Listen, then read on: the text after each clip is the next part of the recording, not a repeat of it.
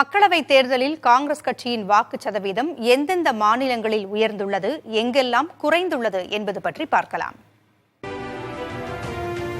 கடந்த இரு தேர்தல்களில் சுமார் 50 தொகுதிகளையே வென்றிருந்த காங்கிரஸ் இம்முறை 99 தொகுதிகளை வசப்படுத்தியுள்ளது. முக்கியமான 5 மாநிலங்களில் காங்கிரசின் வாக்கு சதவீதம் அதிகரித்திருக்கிறது. உத்தரப்பிரதேசத்தில் கடந்த முறை ஒரு இடத்தை வென்று 6.31% வாக்குகளை பெற்ற காங்கிரஸ் இம்முறை 6 இடங்களுடன் 9.46% வாக்குகளை வசப்படுத்தியுள்ளது.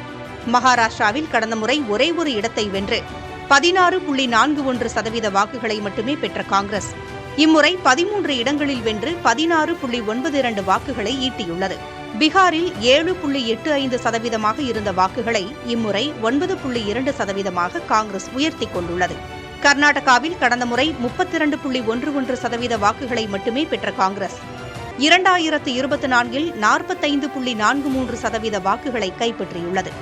ராஜஸ்தானிலும் வாக்குச் சதவீதத்தை 34.59%லிருந்து 37.91% அந்த கட்சி உயர்த்திக் கொண்டுள்ளது. எனினும் முக்கியமான சில மாநிலங்களில் காங்கிரசின் வாக்குச் சதவீதம் குறைந்துள்ளதும் புள்ளி விவரங்களில் தெரிய வருகிறது. தமிழகத்தில் 12.62%லிருந்து 10.67%, கேரளாவில் 37.46%லிருந்து 35.06%, காங்கிரசின் வாக்குச் சதவீதம் குறைந்துள்ளது. புதுச்சேரியில் கடந்த முறை 57.15% இருந்த வாக்குச் சதவீதம் தற்போது 52.74% குறைந்துள்ளது. மேற்கு வங்கத்தில் காங்கிரசின் வாக்குச் சதவீதம் 5.61%லிருந்து 4.68% குறைந்துள்ளது.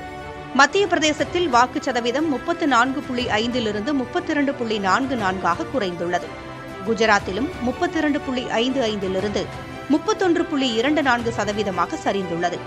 பஞ்சாபில் 40.58லிருந்து 26.3%, டெல்லியில் 22.63%லிருந்து 18.91% வாக்குகள் குறைந்துள்ளன.